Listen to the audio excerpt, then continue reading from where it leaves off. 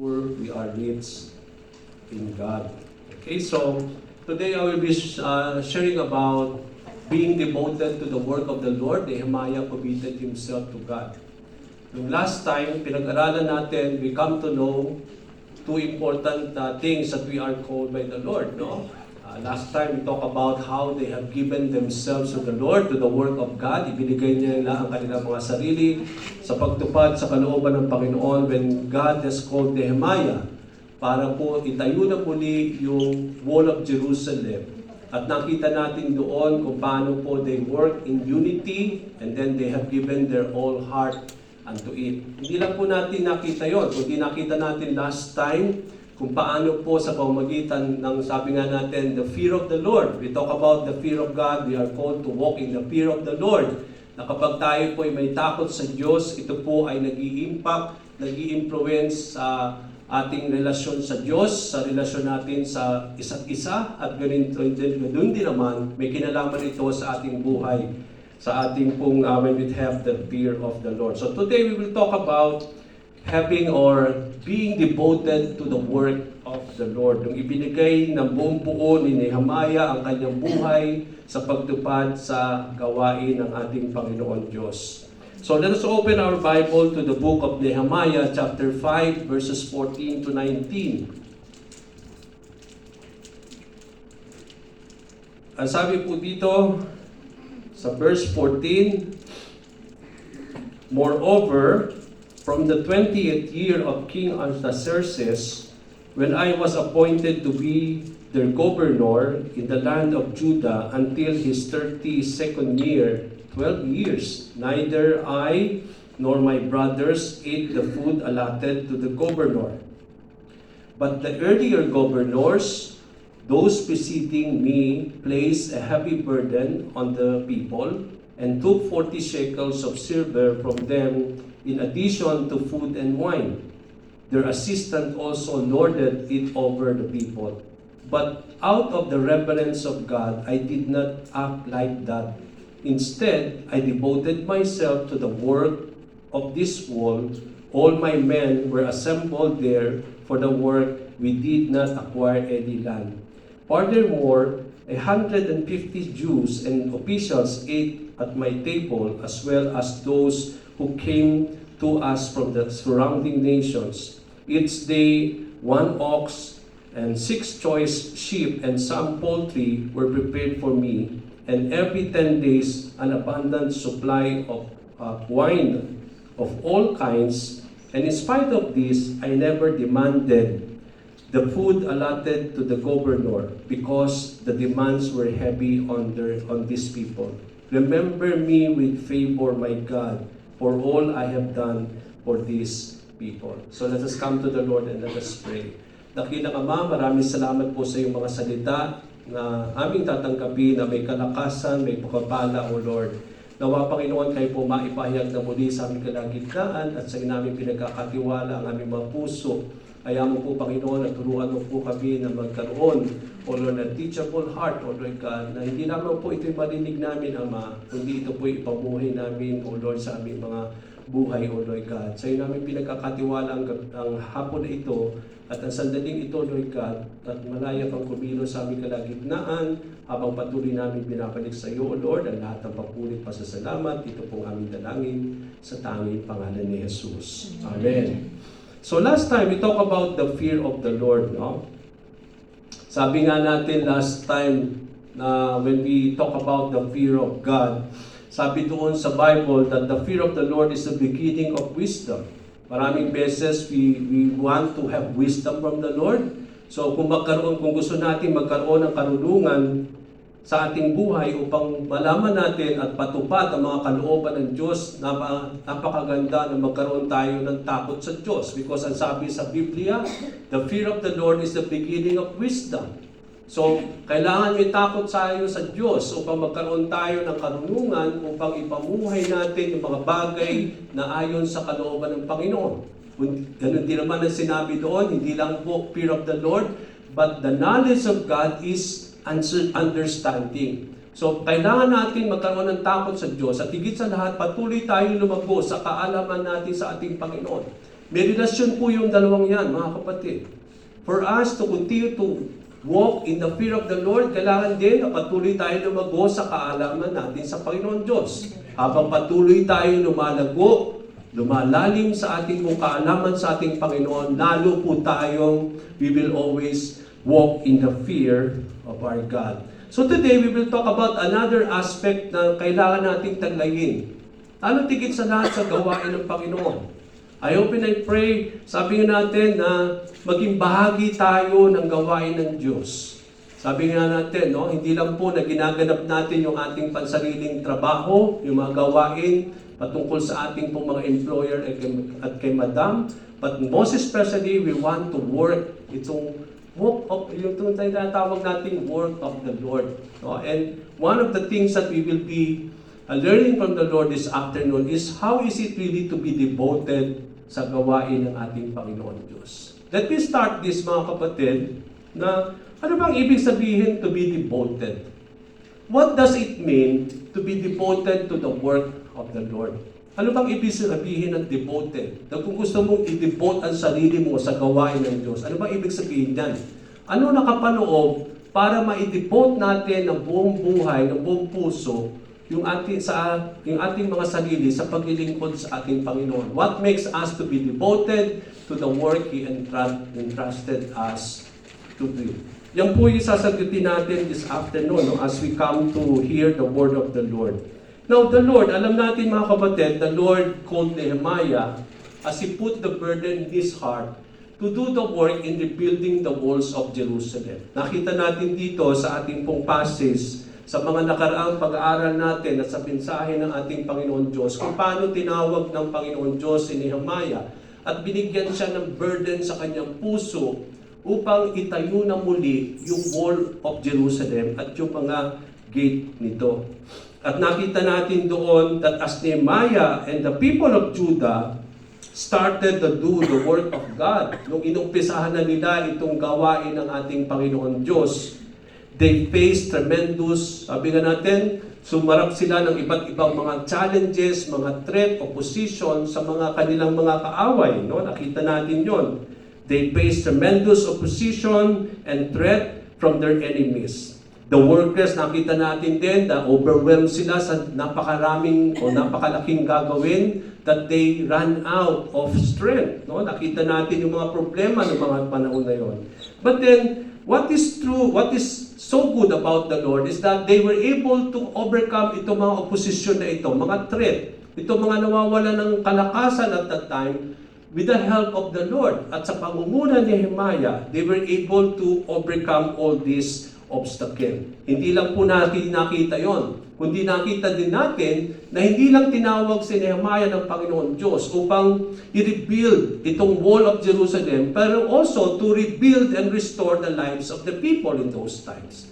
Last time we talk about na nagkakaroon ng oppression, yung mga panahon na yon, ng mga tao sa Judah na ino-oppress nila, no? Merong oppression na nangyayari sa isa't isa, lalo na higit sa lahat, na-oppress yung mga mahihirap. Nakita natin yon na nabaon sa utang itong mga tao ito at that particular time, at dahil po wala silang pong mga means para maibsan yung kanilang mga pangailangan, nandun po na dumaing sila, no? At nakita nga ito, naalaman ito ni Nehemiah. That's why, sabi ni Nehemiah, ito mga ginagawa ninyo ay hindi maganda. You have to walk, you have really should walk in the fear of the Lord. At dahil nga dito, nakita natin dito, nagkaroon ng pagbabago, yung mga tao in those times, sa kanilang pakikitungo sa isa't isa and how they deal with the poor in those times. In our passage today, there's another aspect of life in Nehemiah and the people of Judah that contributed for the work to be done as they rebuilt the walls of Jerusalem. Nakita natin dito last time, dalawang bagay na kapag meron po tayo nito, ay alam natin anuman po yung gagawin natin. Whether you are working your work in your employer, kay Madam, kung ito'y gagawin din natin sa gawain ng Diyos dito sa ating iglesia. Dalawa po yung natutunan natin last time. Ano yun?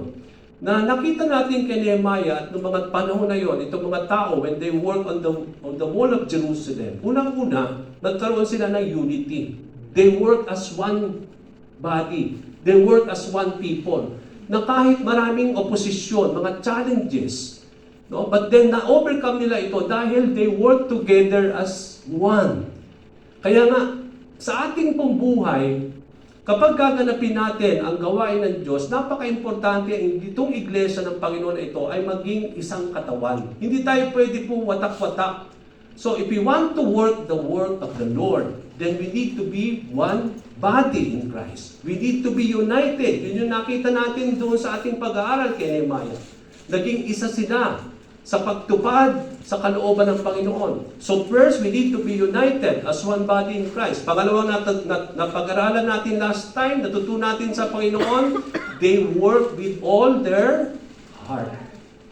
Ibinigay nila ng buong puso sa ginagawa nila, yung mga bagay na kanilang ginagawa. So, if we want to do the work of the Lord in this church, mga kapatid, hindi lang dapat maging isa tayo katawang ni Jesus sa pagtupad sa gawain na yan ng Panginoon. Kundi we need to put our heart on what we are doing. Kailangan natin that we do everything out of our whole heart sa pagtupad sa kalooban ng Panginoon. Hindi lang po we need to do that when we do the work of the Lord, kundi sa lahat ng bagay na ating ginagawa sa Panginoon Diyos. Kapag tayo nagpupuri sa Panginoon, we are to praise Him with all our heart. In everything that we do for the Lord, laging tinitingnan ni Lord dyan yung ating puso. Whether we do it out of our heart, wala pong saysay ang mga ginagawa natin kapag wala ang puso natin sa ating ginaganap. No? Nagiging makabuluhan. Nandun yung init ng mga bagay na ating ginagawa kapag nandun yung involvement of our heart. Huwag tayong maging katulad ng bayan ng Israel in those times na naging matigas ang kanilang mga puso sa pagtupad sa mga gawain ni Lord, na patuloy nilang ginagawa ito na parang ritual na lamang, na wala po yung kanilang puso sa mga kanilang ginagawa. So dalawa yung natutunan natin, no? We have to work as one body, as a whole, in unity, and then we have to do it out of our heart. Pangatlo na ibibigay natin sa araw na ito, when you do the work of the Lord, isa sa nakita natin today is that not only they work in unity with all their heart, but also they devoted themselves to the work of the Lord. So ito yung ikatlong katangian na nakita natin kay Nehemiah at sa mga tao nung ginanap nila yung kalooban ng Panginoon, nung itinayo na nila muli yung wall of Jerusalem. Not only they work as a one body, as one people, but they give their heart unto it, and they also devoted themselves to the work. So yun yung titignan natin sa hapon na ito. Ano bang ibig sabihin ng devoted na yan? And why we need to devote ourselves to the work of the Lord? So before we go that, isa na nakita natin sa ating passage today, ginawang governor si Nehemiah ni King Artaxerxes. Okay? Sabi dito, moreover, from the 20th year of King Artaxerxes, when I was appointed to be their governor in the land of Judah until his 32nd year. And then, after he was appointed to be their governor, sabi dito, neither I nor my brothers ate the food allotted to the governor. So, nung itinalaga si Nehemiah bilang gobernador o to become governor of Judah, ang sabi po ni Nehemiah, neither I nor my brothers ate the food allotted to the governors. So, in-appoint siya. No? He was appointed governor by this king, and during sa kanyang term, sa kanyang paglilingkod, noong mga panahon na yun, mga kapatid, as a governor, he did not follow the earlier governors who preceded him. Hindi siya naging katulad ng mga ibang mga governor na kanyang pinalitan noong mga panahon na yon. Ang sabi ni Nehemiah, I did not follow them. I did not acted like them. Or I did not act like them. Sabi ng Nehemiah. So, ano ba ito mga governors? Bakit hindi niya tinularan ito mga governor na ito? Noong mga panahon na yon, nung siya'y pumalit na bagong governor ng Judah, ang sabi ni Nehemiah, hindi ako naging katulad nila. Ngayon, titingnan natin, ano ba itong mga governor ng mga panahon na yon na pinalitan ni Nehemiah? Nakita natin dito, the previous governors, place heavy burdens on the people. Nakita natin, last time, hindi lang nagkakaroon ng oppression ang bawat isa, but at the same time, yung mga opisyal, they oppressed the people. And how did they oppress the people? They took, what? 40 shekels of silver out of them. Come to think of this, bawat isa sa inyo, you will pay, and they will take out of you one by one 40 shekels of silver, and addition also for food and wine. Noong mga panahon na yon, itong mga gobernador na ito, mga governor ito, ay they put heavy burden to the people by asking them 40 shekels of silver. And also, aside doon, merong kailangan silang magbigay ng pagkain at wine dito sa mga governor ito. Yung kanilang mga assistant naman, they lord over the people. So nakita natin dito yung sitwasyon ng mga tao in those times, yung mga leader at that time, sila yung lalong nagbibigay pabigat sa mga tao noong mga panahon ni Nehemiah. Kaya sabi ni Nehemiah at that time, Nehemiah did not act like them. Hindi sila naging katulad dito mga governor na ito. He did not exercise his right and use his authority as governor to burden the people. Mapapansin natin mga kapatid, isa sa mga nakikita natin sa mundong ito, na maraming mga tao na may mga otoridad, ginagamit nila yung kanilang karapatan at yung kanilang power to undermine people, to burden the people. At hindi lang ito very new sa ating pong mundo ngayon, kundi pati na rin yung mga panahon ni Nehemiah, ganyan yung mga namumuno in those times. Ginagamit nila ang kanilang posisyon to burden the people. And at the same time, they always exercise their right, yung kanilang karapatan bilang mga namumuno at the same time yung kanilang authority. Nehemiah did not demand anything from the people, what is allotted or what is due to him as a governor. Although itong mga tao ito ay mayroong karapatan para magkaroon ng mag-demand ng mga bagay na para sa kanila, nung sila'y namumuno. Pero si Nehemiah, hindi naging katulad nitong mga tao ito. Hindi siya nag-demand ng kahit ano sa mga tao na kahit talagang allotted yung mga yon para sa kanya. No? Sa mga may posisyon. Kaya nga kung makikita natin dito, no? Sabi dito sa Nehemiah 5:18, in spite of all this, I never demanded the food allotted to the governor because the demands were heavy on these people. Dahil alam niya, kapag ito'y gagawin niya, magkakaroon ng heavy burden sa mga tao. Come to think, they have to give 40 shekels of silver to the governor.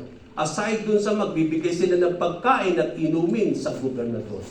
So, here, makikita natin that in the lives of these people, no, they exercise their authority out and also their rights, no? Sabi nga natin, out of the things that they are allotted. No? Although talagang they are allotted or talagang kailangan nila ng mga bagay na yon as people who are in authority.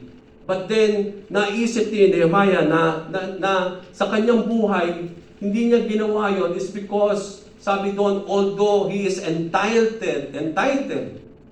no? Na talagang karapatan naman niya na talagang magkaroon ng ganung klaseng blessing sa mga tao dahil namumuno siya sa kanila. But then hindi niya ginawa yon is because it will give burden to the people. As governor, there were many Jews and officials. Bukod dun sa ayon, hindi siya naging kagaya nitong mga gobernador na ito na humingi ng mga iba't ibang mga bagay para magkaroon ng burden ng mga tao. Kundi makikita nyo rito si Nehemiah na kahit siya'y gobernador ng mga panahon noon, he's a governor at marami siyang bumibisita sa kanya. No? Ang sabi niya dito sa ating verse kanina, as a governor, there were many Jews and officials from surrounding nation who visited Nehemiah at that time. Okay, dahil may katungkulan siya, yung mga iba't ibang mga opisyal sa iba't ibang mga nasyon sa around Judah, they come to meet Nehemiah, no? Kaya nga, each day, sabi doon, bawat araw, kailangan magpatay ng 1 ox, 6 choice of sheep, and some poultry were prepared for Nehemiah, and every 10 days, an abundant supply of wine of all kinds ay kailangan. But come to think, kahit may pangangailangan na ito sa Nehemiah, hindi na hiningi itong pangangailangan na ito sa tao. Kundi makikita natin dito, ito'y nagbubula sa kanyang bulsa. Na siya na yung nagpo-provide dito. Dahil alam niya, kung ito'y kukunin niya lagi ito, one ox every day, 6 choice of sheep, no? Aside from sa mga poultry, na kailangan i-prepare yung supply of wine, no? Na kailangan para po yung ipakita sa mga bumibisita sa kanya. But then, hindi niya ito kinuha sa tao. Mapapansin natin dito, kahit hindi binanggit ito sa ating sa kasulatan, ito'y nagpapatunay na ito'y nagmumula sa mismong bulsa ni Nehemiah. No? Hindi niya yung ginagamit upang magkaroon ng burden ang mga tao ng mga panahon. Ngayon, tataka tayo. Bakit naging kaiba si Nehemiah sa ibang mga gobernador o gobernador na namuno ng mga panahon na yun? Bakit hindi siya bakit hindi niya in-exert o pinilit talaga na itong mga tao ay magbigay sa kanya? Kahit although talaga namang entitled siya ng mga ganong klaseng blessing sa mga tao dahil namumuno siya sa kanila. Alam niyo po ba ang number one susi, mga kapatid, bakit naging kaiba si Nehemiah? May kinalaman doon sa pinag-aralan natin last time. Yung fear of the Lord. Ang sabi niya sa Nehemiah 5:15b, what made Nehemiah to do so? It is because of fear of God. Because of his fear for the Lord. Sabi niya dito, but out of reverence for God, I did not act like that. Hindi siya naging katulad nitong mga ito na naging pabigat sa mga tao in those times. Kaya mapapansin nga natin, mga kapatid, no? Nung pinag-aralan natin yung fear of the Lord last time, may kinalaman lagi yan sa lahat ng parte ng buhay mo. Kung may takot ka sa Diyos, ito'y mag-i-influence sa lahat ng aspect ng buhay mo. Yung sa pakikitungo mo sa tao. Kung ikaw ay naglilingkod, may authority ka. Kung may takot sa Diyos, hindi ka talaga magiging corrupt. Hindi ka gagawa ng mga bagay na labag sa kalooban ng Panginoon. No? So, kaya napakaganda, mga kapatid, na talaga magkaroon tayo ng mga authority na itatalaga ng Diyos na talagang may takot sa Panginoon. Kasi kapag gano'n ang mga authority natin, siguradang gano'n magiging mangyari o magiging kalagayan ng tao. Uunahin nila lagi yung kapakanan, hindi yung kapakanan nila, kundi yung kapakanan ng tao. At yun ang talagang tunay na authority na hinihiling natin sa ating Panginoon. Lalo na, eleksyon na naman tayo sa Philippines this coming May, no? Nang talagang panalangin natin, mga kapatid, na ang uupo po sa bawat posisyon na yan ay hindi lamang po may pamamaraan at may karunungan mamuno, kundi higit sa lahat. Number one, na quality dapat kapag tayo boboto sa ating mga, I don't know, magboboto ba kayo dito? So dapat, alam natin, pag-pray natin, sino ba dito sa mga kandidato na ito may takot sa Diyos? Kasi napaka-importante po yung namumuno na may takot sa Diyos. It influences how they rule, how they govern yung mga kanila at paano niya tutuparin yung kanilang mga tungkulin. Kasi may kinalaman po yung takot sa Diyos. Lalo tigit sa lahat sa ating mga buhay. No? Kaya nga napakaganda na magkaroon tayo ng ganyang napakagandang quality. So Nehemiah, focus not on his right.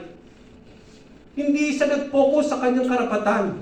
Although meron siyang posisyon, pero hindi niya nag-concentrate, hindi siya nag-focus sa kanyang karapatan as an official, but instead, he devoted himself to the work of rebuilding the wall. Sabi ni Nehemiah, although entitled siya upang magkaroon ng mga ganitong klaseng blessing dahil naglilingkod siya sa tao, na-allotted siya sa mga ganong klaseng bagay, pero hindi niya yun hiningi sa mga tao. Rather than, he devoted himself to the work of building the wall. So ano sinasabi dito sa atin?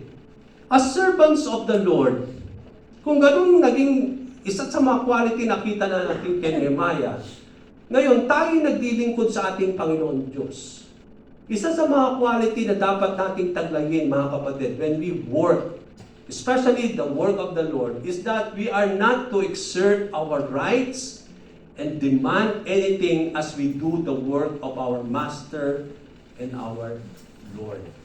Sabi ko nga nung last Friday, kung tayo yung mga manggagawa ng ating Panginoon, in your life, dahil naglilingkod kayo sa inyong mga employer, isn't it? Naglilingkod kayo araw-gabi. O sa inyong mga employer, kay madam. Now, as manggagawa, you will exert your right. May karapatan ka lagi. Kaya, yung mga karapatan na yun ay hihingin natin sa ating mga employer. You can raise your right. Kasi, you have the right to have day off, di ba? Hindi naman pwedeng 7 days tayo magtatrabaho ka sa ating mga employer. So, i-exert natin yung ating right na magkaroon tayo ng day off. No? At higit sa lahat, we will demand patungkol sa atin kapag naglilingkod tayo sa ating mga physical na masters. Pero ang tanong ko sa inyo, mga kapatid, can we apply that in our Master and Lord Jesus Christ? Pwede ka bang mag-demand kay Lord, kapag naglilingkod tayo? Can you exert your right? O, Lord, meron karapatan din ako mag-day off, kaya ngayon, day off ako, kaya hindi ako maglilingkod, Lord. Hindi natin pwede sabihin yun, di ba? Na wala tayong ganong klaseng right bilang mga lingkod ng Panginoon. Yes, we can have that as servants in our human master, pero pagdating kay Lord, our Lord and Master, hindi tayo pwedeng, Lord, pwede bang mag-demand ako? Okay? Na pwede ba sa isang buwan, may one Sunday, hindi ako magsisimba, hindi ako maglilingkod? Kasi karapatan ko rin naman magpahinga, Lord. So pwede mo sabihin, Lord, hindi ako maglilingkod ngayon kasi day off ko po ngayon.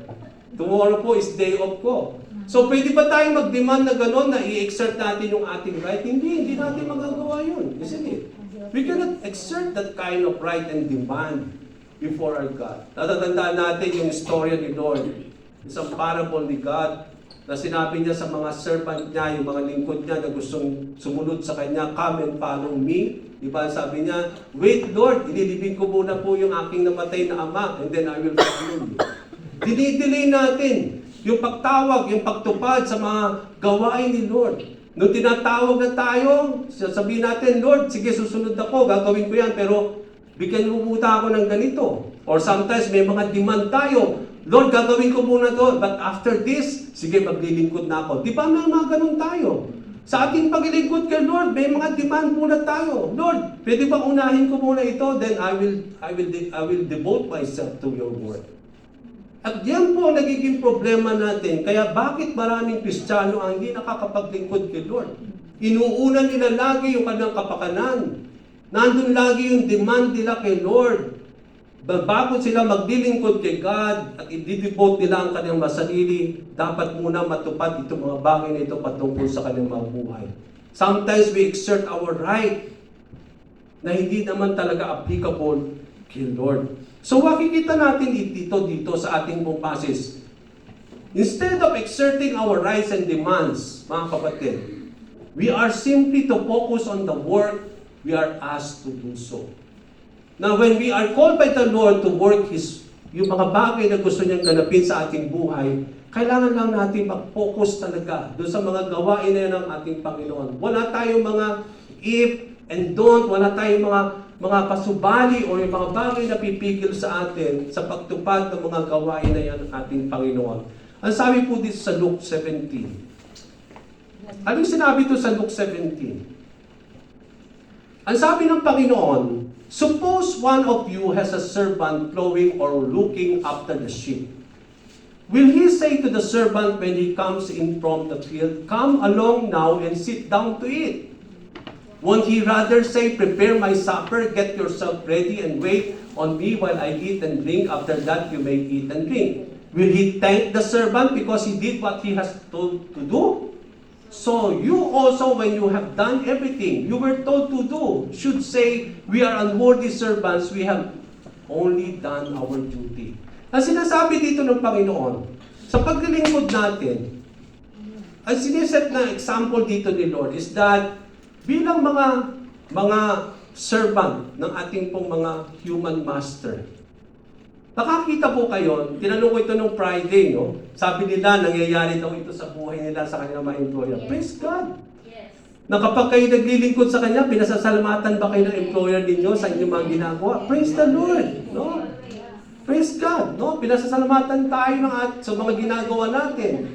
Kasi may mga, sabi ni Lord, may mga sandali na kapag tayo naglilingkod dito sa lupa, sa ating mga human master, ang normal na makikita natin dito, pagkatapos daw nating gawin, no? For example, nag-plow ka ng land, tinignan mo yung mga sheep, so natapos mo yung gawain mo, and then pupunta ka na ngayon sa yung master mo, will he say to that servant, after he do all these things, no? Sinasasabihin ba niya doon, come along now, sit muna, magpahinga ka muna. Meron bang ganun mga employer, no? Pagod na pagod ka na doon sa mga ginawa mo, and then, isn't it, na instead, hindi natin nakikita yun sa ibang mga employer na ganyan. Na, okay, umupo ka muna dito, come, umupo ka muna dito, magpahinga ka, sit down to eat. Won't he rather, instead of that, ang sabi doon, hindi ka pa nga pumapasok, uutusan ka na kagad, no? No, gawin ko dito, yung mga ganitong gagawin uli. So, yun ang nakikita natin normal dito sa mundong ito. Yun sinasabi ni Lord. Na, sabi doon, hindi ka patapos doon sa ginawa mo o matapos man yun, hindi tayo makakakita ng mga ganong klase, no? Na pasasalamatan tayo sa mga ginawa natin, kundi katatapos mo pa lang, inuutusan ka na kagad ng amo. Okay? Diba? Sabi doon, get yourself ready, wait on me while I eat. After that, you may eat and drink. Will he thank the servant? Wala tayong nakikitang normal na isang employer na magpapasalamat dun sa naglilingkod sa kanya. Bihira tayo makikita dyan. Ngayon ang tanong, paano kung hindi naging ganyan employer mo? Paano ka maglilingkod ngayon? Isn't it? Sometimes, epektado tayo. Kasi kung magiging ganun tayo, kung i-exert natin lagi yung right natin at hindi yan ibinibigay ng employer ninyo, then makaka-apekto yan sa inyong mga gawain. Kaya ang sabi ni Lord, instead na exert mo yan, lahat ng yan, kahit hindi ka pasalamatan ng employer mo, kahit utos siya ng utos, katatapos mo pa lang, inuutosan ka na kagad, okay? Wala pang, hindi ka pa nakakapagpahinga. Ano sabi doon? Kasi, ang sabi dito ni Lord, sabi doon, so you also, when you have done everything you were told to do, you should just say, we are unworthy servants, we have only done our duty. Yun lang po yun. Kasi kung pairalin natin lagi yung demand, yung ating right, magiging apektado lagi yung ating paglilingkod. At most especially sa paglilingkod natin sa ating Panginoon Diyos. And that is so important. Kaya nga sa ating buhay, instead of exerting your right and demanding everything, no?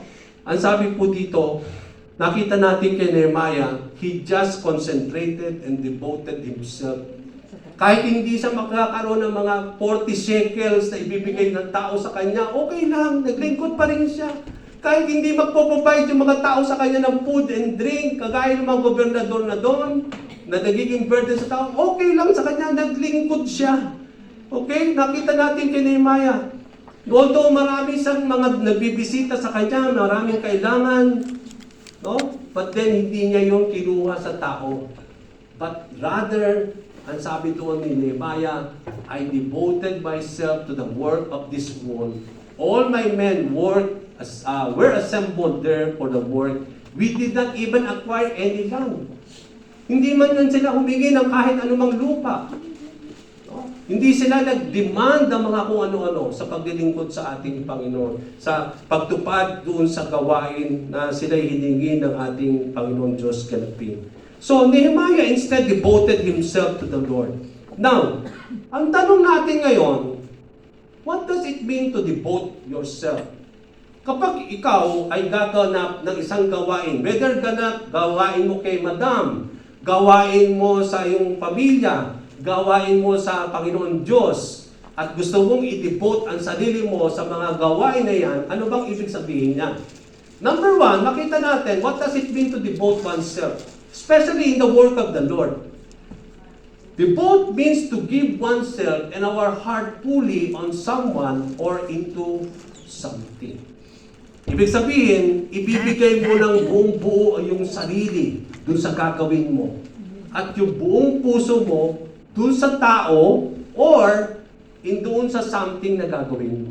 Kaya kung i-apply natin yan, for example, when you devote yourself to your spouse, to your family, to your children, anong ibig sabihin nun? Ibibigay na mo ng buong buo mo yung sa iyong asawa, sa iyong mga anak, no? At buong puso mong ibidibot yung sarili sa iyong pamilya, sa pagtupad sa kalooban nyo. So, when you devote yourself to your family, you will give yourself fully.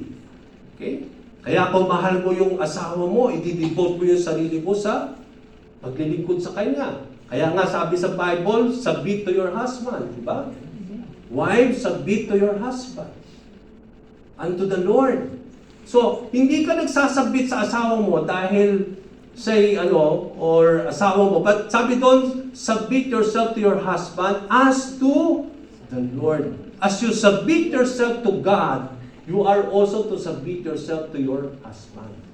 Kaya madali tayo magpasakop mga aking mga kapatid, no, to your husband, no? And at the same time, kami naman, husband, love your wife. Sabi doon. As love to the Lord. So ang pamamarisa natin dito, yung pamantayan pala natin, when we love God, when we submit unto the Lord, yun din ang magiging pamantayan, how do we deal with one another as husband and wife? Kami mga husband, we are to love our wives because of our love for the Lord. And you, as wives, you have to submit your husband as you submit to the Lordship of Jesus Christ. Amen. Kaya nga, dapat ganun tayo, no? So, dito, makikita natin, we have to devote ourselves to everything, to someone and to something. Another meaning of devote is that not only you give yourself and your heart unto it, but when we say you are to devote yourself, it requires what?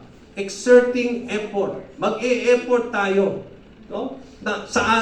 Sa napakaraming bagay, nag-e-effort nga tayo no?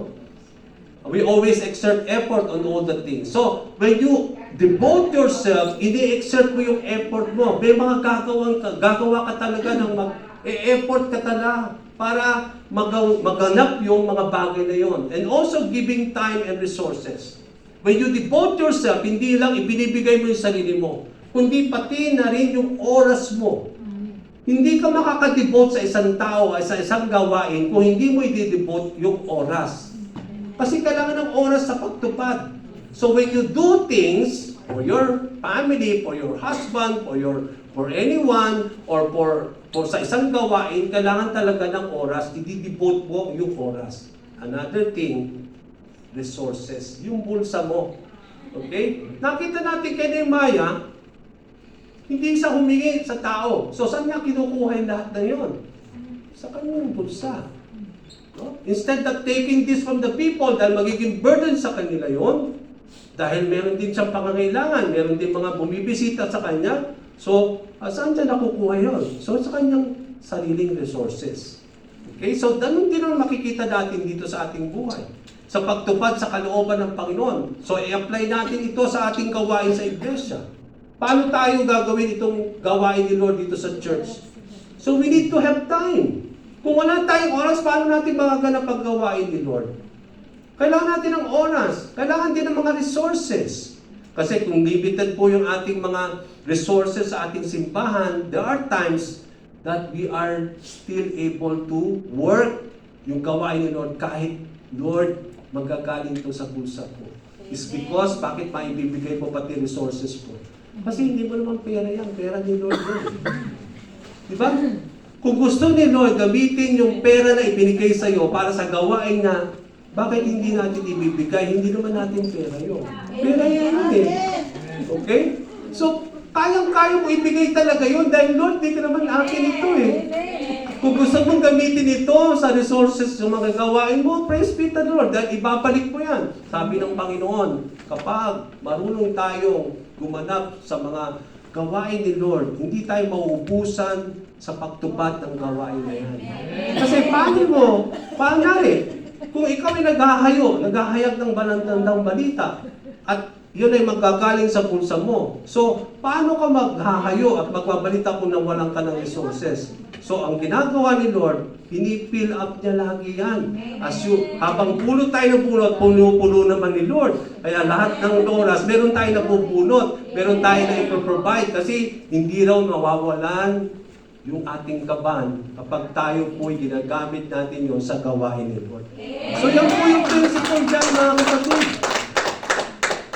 Ginagamit natin yung resources na yan dahil yung mga resources na yan, hindi mo pag-aari yan. Kay Lord pa rin yan.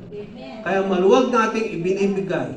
Yung oras, kailangan natin ng oras sa pagtupad sa mga gawain. Kaya yun nga, ilang oras kayo naglilingkod kay Madam? More than 12 hours siguro. Okay, 12 hours mga kapatid. Hindi lang siguro yun, no? 16 hours. My God, so 16 hours, no? Kung kayo nakapaggawa kayo ng ganong klaseng haba ng oras, no? Pero si Lord, hindi naman siya humingi, okay, na 16 hours. We have only 2 hours here, mga kapatid, to come to the Lord. Minsan, hindi pa tayo makapunta sa gawain ni Lord. Sometimes, nagiging problema. Sabi ko nga nung Friday, hindi ko maisip, maubos pa isip, sabi ko nga, at gusto kong intindihin ninyo, kasi hindi ko maintindihan. Hindi ako kung maintindihan ninyo. Yung may mga day off, ayaw nila mag-church. Yung mga walang day off, gustong-gusto nila pumunta sa simbahan, sa gawain ni Lord. Ngayon, pwede nyo bang explain sa akin yon? Kasi ako hindi ko maintindihan eh. Binigyan ka ng pagpapala ni Lord na may day off ka. 2 oras lang hinihingi ni Lord, hindi yung buong araw at buong oras ng day off mo. Hindi mo pa maibigay.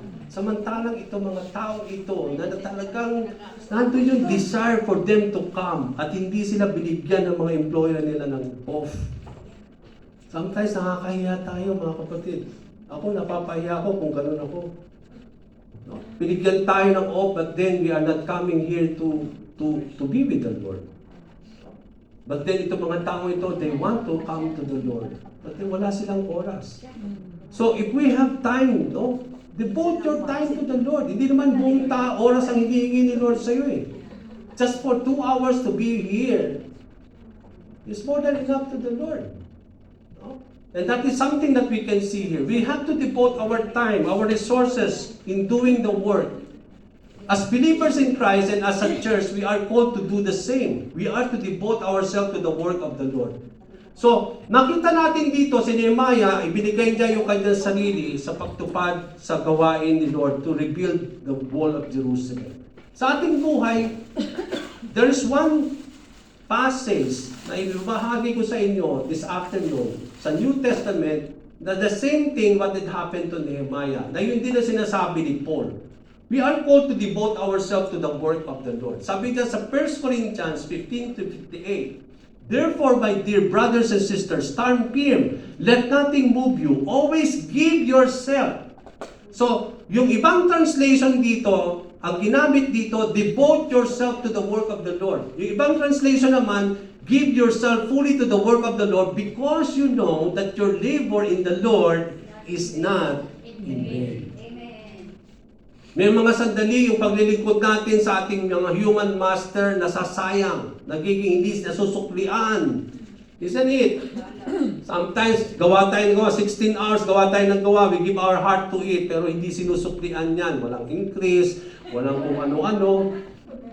But then, kapag naglilingkod daw kay Lord, walang nasasayang na labor na ibinibigay natin sa pagtupad sa kanyang gawain. Because, sabi doon, they are not in vain.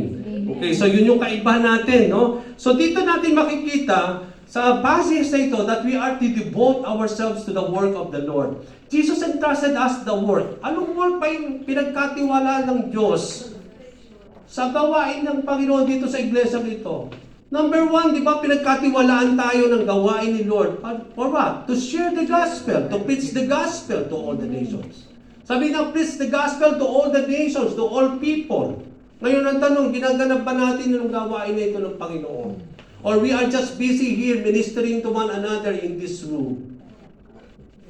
Pero sabi ni Lord, no, ang gawain natin nasa labas. Another work that we are called to do here is the work of commission, na kinuwisyon tayo ng Panginoon.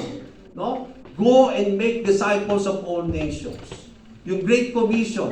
Di ba sabi niya, go and make disciples of all nations. Pinahahayo tayo mga kapatid from this world, from our comfort zone. Pero ang tanong, are we going out? No, we are not. And that speaks why ang dami nating chair na bakante. We are just waiting for God to send souls. Pero paano magsisend si Lord kung hindi naman tayo humahayo para mag-imbita? Hindi tayo humahayo para mag-invite or mag-encourage ang tao to come here in the church. We cannot really do the work of the Lord. So here, makikita natin dito, we are to become devoted to this work of the Lord. This is the work of God. Hindi lang po ito yung work ni God na tatayo dito tayo, we will praise, we will song lead, we will magkakaroon tayo ng backup, we will sing some song, we will play music. This is the work of the Lord. Yes, it's the work of God. But then, hindi lang po yung work ni God nandito sa loob. Most especially, the work of the Lord that we are called by God is outside there. So that is something that we need to be devoted of. Being devoted to the work of the Lord means to give fully ourselves and do it with all our heart. Sabi nga natin kanina sa ating definition. It means to abound and to work enthusiastically. Magkaroon ng abound, mag-abound daw ito sa ating buhay. And what do we mean by abound? Abounding means to exceed, to be abundant or plentiful, going beyond and producing in large quantities. Gusto niya kapag humayo tayo, ang magiging result nito is that talagang nag-a-abound yung gawain ni Lord. Yung marami tayong may invite, marami tayong mahihikayat, marami tayong mawiwin kay Lord. Yun yung klaseng gawain ang gusto ng Panginoon na maganap sa ating buhay. We are to be devoted and give ourselves fully to the work of the Lord because God is working with us. Hindi tayo isang naggagawa, mga kapatid. Kapag ginaganap natin ang gawain ni Lord, huwag mong isipin mo na ikaw ay nagtatrabaho lamang. Hindi mo kasama si Lord. For example, I will give you a good example. When you reach people for the Lord, at sinare mo sa kanila yung faith mo, yung gospel, yung sinare mo sa kanila yung magandang balita, sinong nagkukumbik? Ikaw ba nagkukumbik? Sino nagbubukas sa puso at isipan ng tao yun para mag-repent? Ang Panginoon Diyos. Kaya ikaw, kasama po si Lord kapag naghahayo tayo, ginaganap natin ang gawain ng Panginoon. Ang sabi niya po dito, for it is God who works in you to will and to act in order to fulfill His good purposes. One of the good purposes and will of the Lord is to do the work of God. Kalooban ni Lord yun sa bawat isa atin. At kapag kinubad natin, yung ipinulfill natin yung good purpose na yan ni Lord, upang tayo hahayo at tayo po'y i-invite ng mga tao and we share, we make disciples, yan ay kalooban ni Lord. Yan ay good purpose ni God. At kapag ginaganap daw natin yan, it is also God who works in us according to His will and act in order para ma-fulfill yung mga purposes na yan. So, God is working with you. God is working with us. Sabi nga ng Panginoon sa Great Commission, go and make disciples of all nations, baptizing them in the name of the Father, of the Son, and of the Holy Spirit, teaching them to obey all the commandments I have given you, and lo, I am with you till the end of the age. Kasama mo siya. In Mark 16, kung hindi nyo pa nabasa yan, sabi doon, as they preach the gospel, there is the accompanying signs and wonders. Namamangha ang tao ng mga disciples, yung mga apostles, when they are preaching the word of the Lord, yung gospel, nagkakaroon ng manifestations ng mga signs and wonders. Sino gumagawa nun? Si Lord. Kapag naglilihan sila, may gumagaling. May mga miracles na nangyayari as they preach the gospel. Sila bang gumagawa nun? No, it is the Lord who is doing that. To confirm His words. Para mga tao ay mabuksan. Para sila'y sumampalataya sa Diyos. Yung mga signs and wonders na yan ay nagpapatotoo sa magandang balita na ipinapahayag ng mga tao in those days. So kasama niyo si Lord. You are not doing this by yourself. At yun ang napakaganda po, mga kapatid. So, But how is it really to devote our work to the Lord? How do we devote ourselves to our God? Based on this passage. Number one, we have to be stand firm. We have to be immovable. Noong mga panahon na yon, when Nehemiah was doing the work of the Lord, ano yung mga nakita nila? May mga challenges sa kanila. May mga threat. No, may mga opposition. Kaya hindi magiging madali ang trabaho. Ganun din naman kapag tayo tutupad ng kalooban ni Lord at gaganapin natin ang trabaho ni Lord, ang gawain ni Lord, hindi magiging madali. Number one, mga kapatid, yung ating kalaban, ang dyablo, hindi niya hahayaan na ganapin natin yung gawain ni Lord. Kaya nga si Lord, kaya nga yung dyablo, masayang-masaya sa church natin ngayon kasi hindi tayo mahayo Nagpupundi siya. Pero kapag nag-umpisa tayong humayo, that's the time na talagang gagawa siya ng mga bagay para tayo mahinder sa mga yun. But then I believe, mga kapatid, when you devote yourself to the word of the Lord, hindi tayo mag-i-stand firm tayo, ano man yung haharapin nating problema dyan sa pagtupad ng kalooban ni Lord. We will not be moved of any hindrances and challenges, but we will fulfill the work of the Lord. Kaya nga sabi ni Paul, stand firm, let nothing move you when you give yourself fully to the work of the Lord. Hindi tayo nasishaken, hindi tayo nabubog ng anumang mga bagay upang patuloy nating matupad yung gawain ni Lord. Kaya nga yun, it would be easy for us to be discouraged, to be shaken by circumstances, mga doubts, mga fear in doing things for the Lord. Sometimes, sinatawaran natin ang kakayahan at kapangyarihan ng Panginoon. Pinatawag ka ng humayo, pero laging nandun yung doubt, nandun yung fear. Kaya ko kaya mag-preach? Kaya ko ba mag-share? Sometimes, sinilimit natin yung mga sarili natin, mga kapatid. Tinawag kaya ako talaga doon? Sometimes, we are the one who is making problems for our lives. Yung mga doubts, mga fears, yan po ang nagiging sagabal sa gawain ni Lord. Tinatawaran ninyo ang kakayahan ng Panginoon upang magamit kayo sa kanyang gawain. Remember, hindi ikaw ang gagawa, hindi ikaw ang gaganap, kundi si Lord ang gagawa at gaganap sa iyo. Remember, you are just speaking. You are just mouthpiece of the Lord. When you commit yourself to the Lord in preaching the gospel, when you preach the good news, yung ba ay magagaling sa sarili mo? No. You are just a mouthpiece. Pag you are mouthpiece, it is the Lord who will speak unto you. Ginagamit niya po yung ating mga katawan. Yung mga panyapak natin. Blessed are the feet who bring the good news. Paano makakapunta doon yung magandang balita kung hindi mo dadalhin ang pangyapak mo doon? Kaya nga, blessed are the feet of those who bring the good news. Ginagamit itong mga paa na ito para papunta sa lugar na yon upang maipahayag ang magandang balita. Yung ating mga bibig, ginagamit ni Lord yan. Yung mga kamay natin, ginagamit ni Lord yan. Sa kanyang gawain. So, ito sa pag ginamit natin lahat yan, hindi tayo ang tumutupad nun, gumaganap nun, kundi si Lord ang gumaganap niyan para sa atin. So, do not let these circumstances, yung mga doubts, mga fear, ang pipigil sa atin, ma-shaken tayo sa gawain ni Lord. We need to be spiritually grounded. Maging matibay ang pundasyon natin, mga kapatid. And then, firmly established on the Word of God and to His wonderful promises. Pangako niya na nandun siya lagi, I will never leave you nor forsake you. That when you preach, He will always be there. That He is accompanying it with signs and wonders. Mga pangako yan ni Lord So, we need to stand firm on those promises para maipahayag. Pero kung pangungunahan tayo lagi ng takot, ng mga circumstances, hindi po natin magaganap yung gawain ni Lord.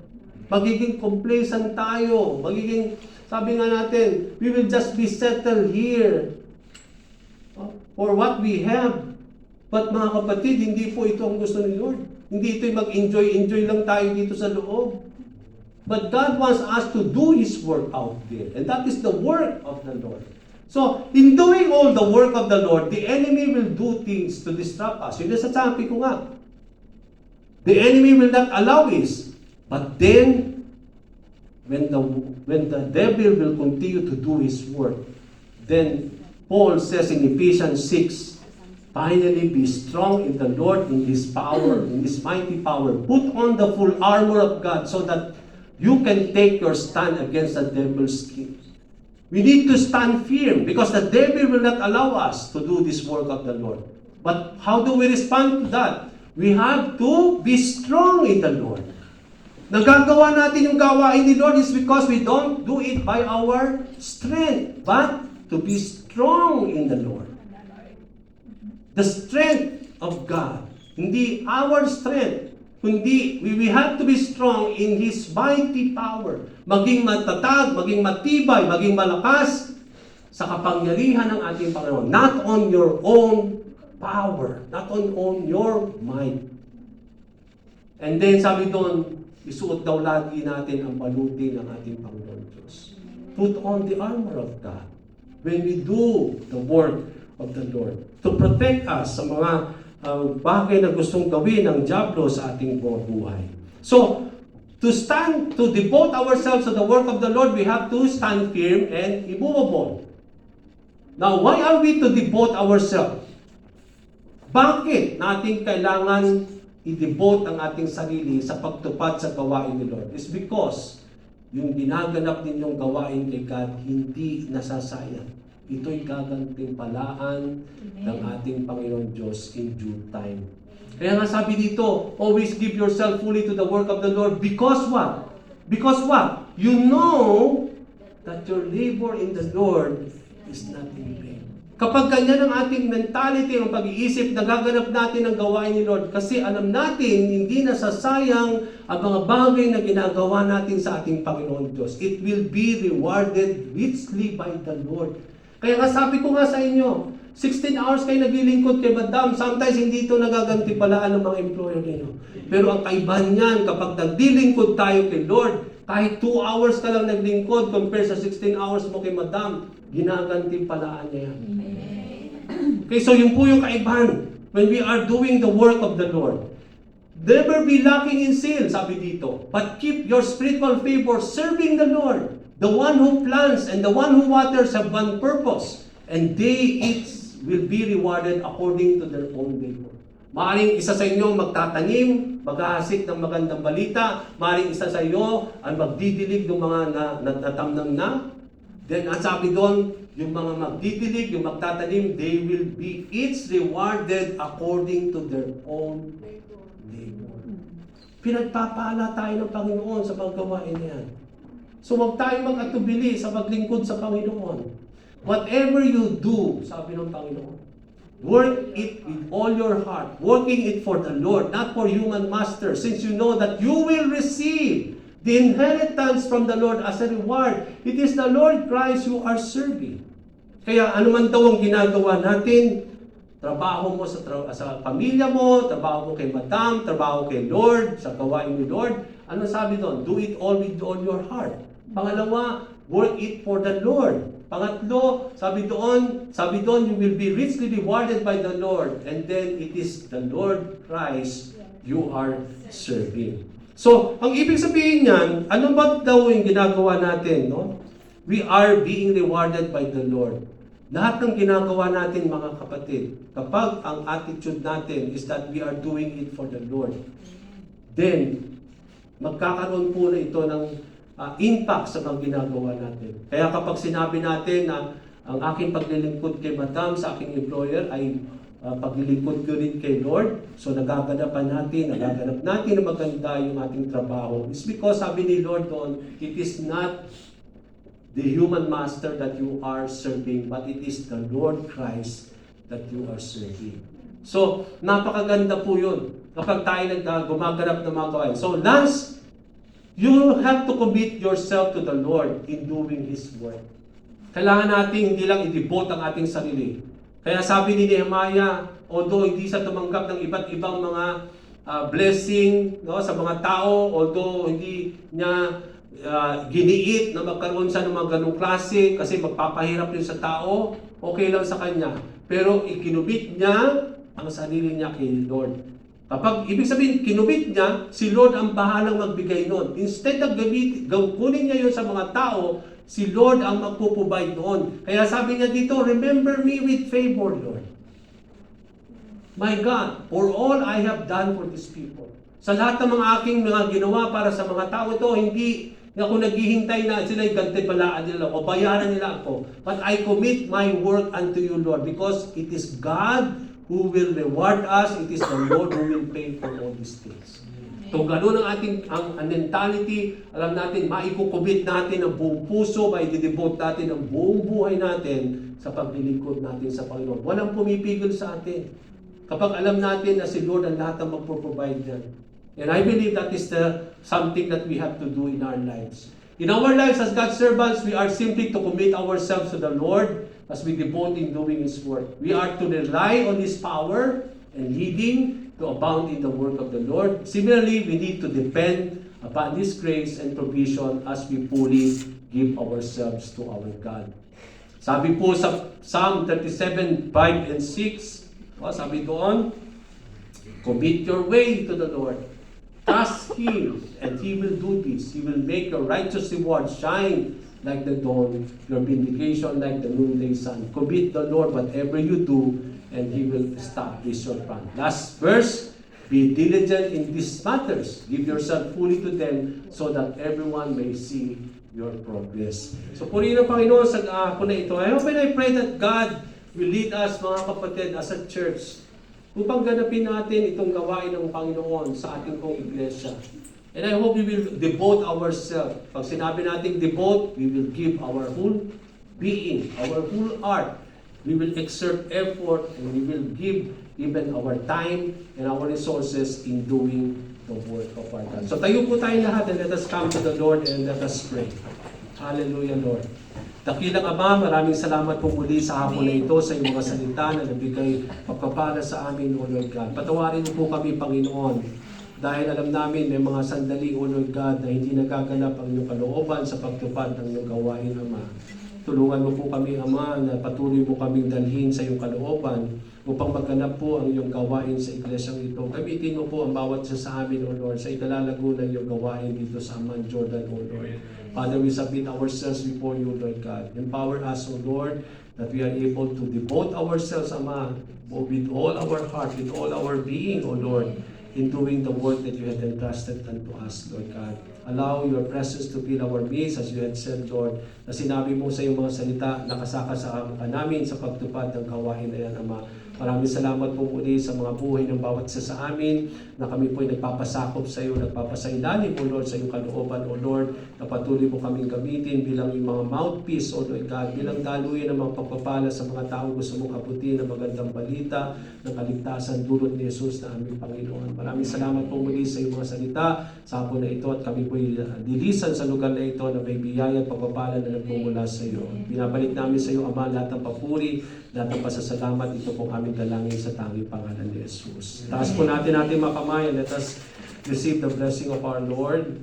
Now the God of hope fill you with all joy and peace in believing, that you may abound in hope through the power of the Holy Spirit. Grace and peace be multiplied unto you to the knowledge of God and of Jesus our Lord. Now unto Him is able to keep you from falling and to present you faultless before the presence of His glory and exceeding joy, to the one and only our Savior be glory and majesty, dominion and power, both now and forever. Amen. In the name of the Father, of the Son, and of the Holy Spirit, our service has ended. May you go and preach the gospel and do the work of the Lord. Amen.